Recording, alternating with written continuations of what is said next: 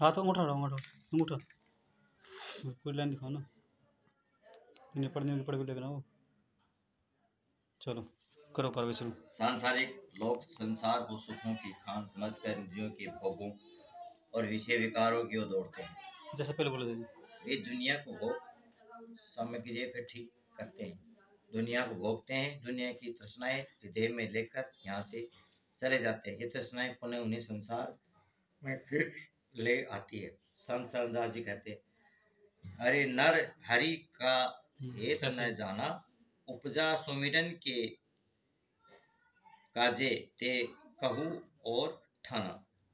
चरणदास जी की वाणी है। अर्थात ये जीव तुझे मनुष्य की अनमोल देह परमात्मा की प्राप्ति के लिए ही दी गई है, ताकि तू आवागमन के चक्कर से सदा के लिए आजाद हो जाए। जिस संसार को तू सुख की नगरी समझता है, जिन भोगों के लिए तू सदा बेचैन रहता है, जिन विषयों की प्राप्ति को तूने जीवन का मुख्य उद्देश्य माना रखा है, कभी गंभीरता से उनकी असलियत को समझने की कोशिश कर। संत चरणदास जी अज्ञानी जीव के सम्मुख ये रहस्य खोलते हैं कि रचना में और मनुष्य के अंतर में दो प्रकार की शक्तियां काम कर रही है।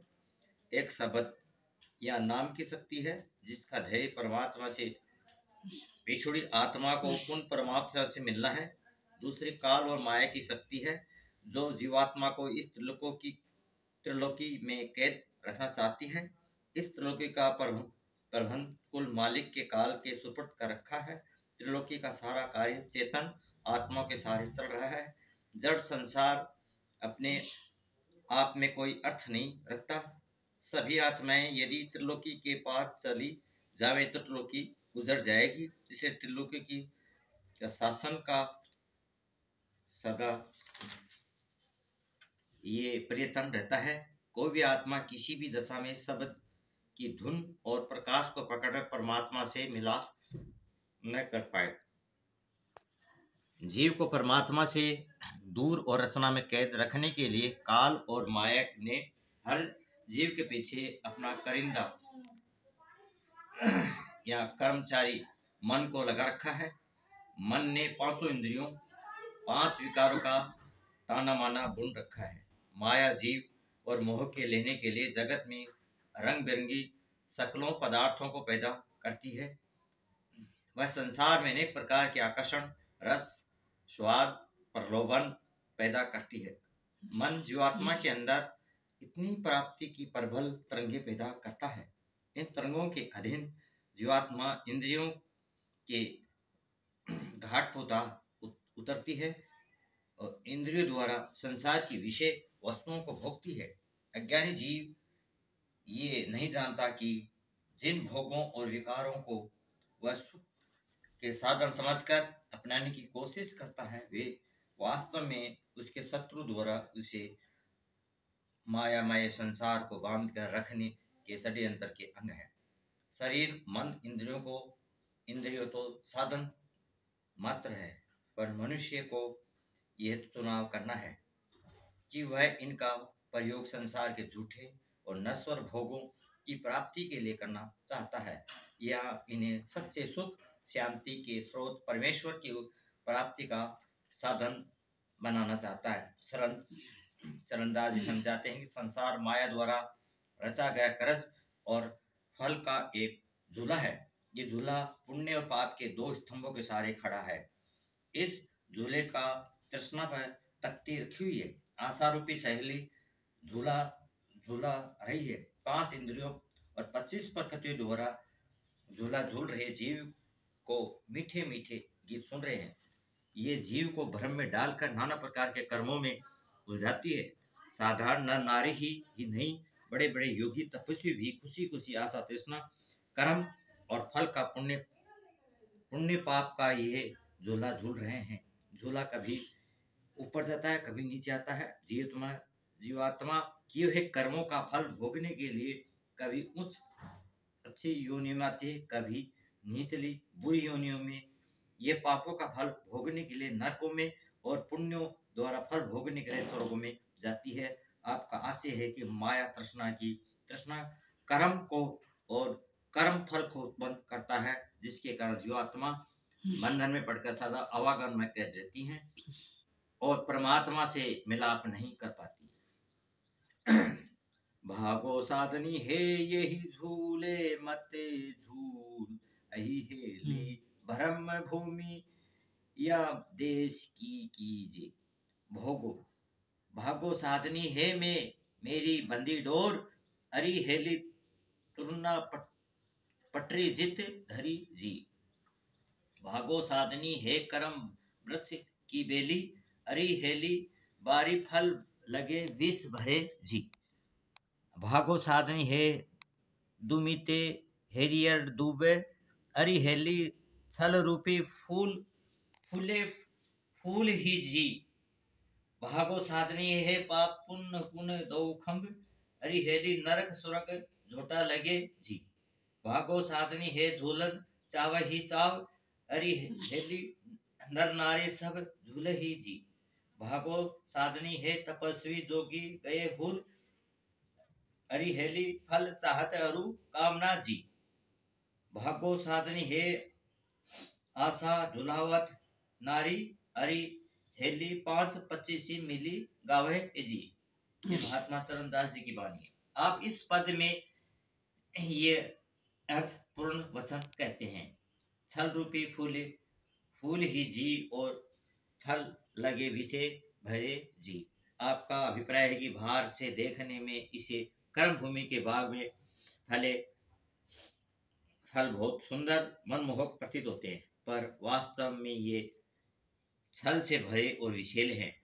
छल से भरे इसलिए है कि इन फलों को पैदा करने वाले का लक्ष्य जीव का सुख नहीं, जीव को बंधन में पकड़ा, बंधन में जकड़ना है। ये विषैले और विनाशकारी इसलिए है कि जितने अधिक कर्मों के फल जीव खाता है, उतना ही अधिक अपने आप से, अपने निजी घर से और अपने मूल उस परमात्मा से दूर होता जाता है। इसलिए जो फल उसे आकर्षित करते हुए सुखदायक प्रतीत होते हैं, वास्तव में वे दुखदायक और विनाशकारी है। बाबा फरीद भी संकेत करते हैं कि विषय विकारों, इंद्रियों के भोगों और चीनी में लिपटी जहर की गंदलों के समान है, अर्थात कर्मों के मेवे खाने में मीठे पर भोगने में जहरीले। फरीदा ये विषु गंदला धीरिया खंडुलीवाड़ी आप शिवादन करते हैं। कर्मों और भोगों के फल खाने में शक्कर जैसे मीठे हैं, पर इनका प्रभाव जहरीला है। देखो फरीदा जी थी आ सफर कोई विषु। संत चरणदास जी शब्द के अंत में उपदेश देते हैं कि भागो साधनी हे इत तजी उत कुचाल, अरि हेली अमर नगर सुखदेव जी के। जब तक परमात्मा जागृति की आशा तृष्णा के इस अस्थिर भ्रमय और मायामय झूले में से नहीं उतरती, ये अमर लोक या परम धाम नहीं पहुंच सकती। आप एक अंत में कहते हैं, बहुरूपी बहु तरंग ये है, बहु तरंग बहु चाव, बहुत भांति संसार में कई करी धन है उपाव। ये महात्मा चरणदास जी ने कहा, ये मन कहूँ जाना नहीं, करी न या की साथ, 84 छुट्टी नहीं उपजा बारंबार। मन में आओ गवाहिया ज्ञान बुझावे दीव, कर्म लगे भरमत फिरी मिली न हफ्ते पावे। मन और आत्मा की बैठक आंखों के पीछे ही परमात्मा के शब्द की ध्वनि और शब्द के प्रकाश का अमृत बरस रहा है। मन आंखों के पीछे एकाग्र और स्थिर होने के बदले जीवात्मा के 9 द्वारों द्वारा संसार में इस भोगों की ओर खींच ले जाता है। ऐसी दशा में ध्यान आंखों के पीछे कैसे काट हो सकता है? आत्मा अंतर में शब्द के अमृत को कैसे पी सकती है? इंद्र के बसे मन के बसे रहे बुद्ध, कहो ध्यान कैसे लगे ऐसा जहां विरुद्ध। आंखें रंग बिरंगी रूपों आकारों की ओर दौड़ती है, काल रंग की महाफिलों की ओर जाते हैं, नाद की इंद्रिय विभिन्न प्रकार की सुख ध्वनियों की ओर दौड़ती है, जिन्हें भांति भांति के रसों को खोजती है और त्वचा सुंदर शक्लों के स्पर्श और आलिंगन की प्रेरणा देती है। पांच इंद्रियों मन के नचाए नाचती है। जीव को जगत से बांधकर जगत के रंग में रंग देती है। पांच इंद्रियों के जीव को आकर्षित कर अपने अपने घाट की ओर लाती है। जहाँ काम, क्रोध, लोभ, मोह, अहंकार नामक पांच विकार उसकी बर्बादी का सामान तैयार करते हैं। इस प्रकार सभी निरोधी शक्तियों जीव को बुरी तरह जगत से जकड़े रखती है। बहुबेरी घट में बसे तो नहीं जितन कोई, निस दिन घरे घेरे ही रहे छुटकारा नहीं कोई। मन ही खेले खेल सब मन ही कर अभिमान, मन ही जगह हवे रहे जब सुन मन का ज्ञान। पांचों विकार दिन रात अपने विषय भरे डंक मारते रहे। काम में ख्याल नीचे गिराता है और मन चंचल होता है। काम की अग्नि तन मन को जलती है, यही जीव को अपने विरह में तपाती है, बेचैन रखती है। काम का मारा जीव न धर्म की परवाह करता है, न लोकलाज की वह अच्छी जगह बुरी जगह नहीं देखता है, भले बुरे का विचार नहीं करता है। ऐसे कुकर्म करता है जो उसका लोक परलोक दोनों बिगड़ जाते हैं, उसे नरकों के अधिकारी बना देते हैं। तन मन जरे काम ही चित्त का डावाडोल, धर्म शर्म सब खोए के रहे आप हिवे खो। नर नारी सब चेतियों दिव्य प्रकट दिखाए, पर तिरिया या पुरुष हो भोग नरक की जाए।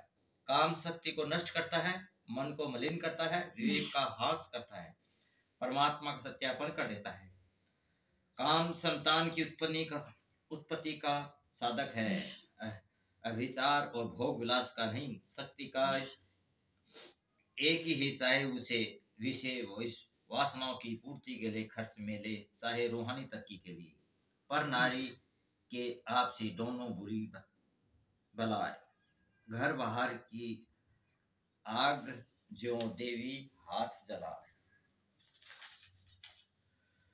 करोड़ बड़ा